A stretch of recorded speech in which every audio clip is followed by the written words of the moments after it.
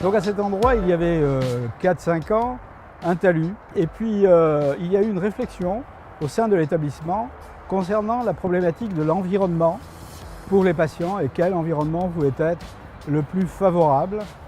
Et on s'est appuyé sur des études dans les pays anglo-saxons qui parlaient de jardins thérapeutiques. On voulait quelque chose qui soit serein, qui soit zen, de manière à ce que les patients puissent se retrouver dans un environnement apaisant.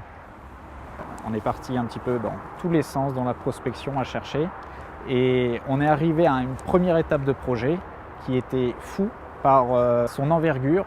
Il y a eu des dialogues avec des patients, avec des familles de patients, avec le personnel soignant. On a été jusqu'à emmener la maîtrise d'ouvrage, le client, dans des pépinières à l'autre bout de la France, dans des carrières. J'ai envie de dire tous les partenaires, tout le monde s'est donné la main. C'est une opération qui représente beaucoup pour nous parce qu'elle est située sur un lieu déjà très connu et reconnu sur Caen, l'agglomération de Caen, le centre Baclès. Ensuite, c'était un projet qui nous a permis de nous exprimer en termes de plantation, en termes de choix des végétaux, en termes de coordination avec les autres lots. Sur un jardin thérapeutique, ce qui est le plus important pour moi, c'est l'odorat, la couleur et le toucher. Ça apporte de l'apaisement.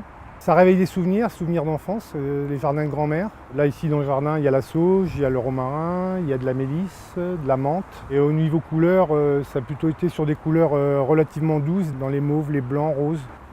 Ce projet, il a été intéressant parce que sur une petite densité de surface, nous retrouvons beaucoup de matériaux. Des bétons colorés, cirés, des bétons égrésés, imitation de sable, des petites élévations en pierre naturelle. On n'a pas l'impression d'être dans un contexte d'hospitalisation. Les espaces sont un peu privatifs, il y a la possibilité de se relaxer.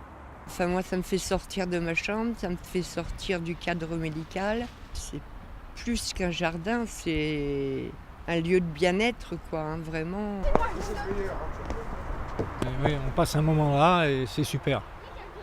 Mais c'est aménagé super bien. Puis même pour les enfants, ça permet de rencontrer leurs parents d'une autre manière, quoi, parce que c'est vrai que dans la chambre, c'est un peu... là, c'est vrai que dehors, c'est plus facile pour eux. Ils respirent, quoi, en même temps.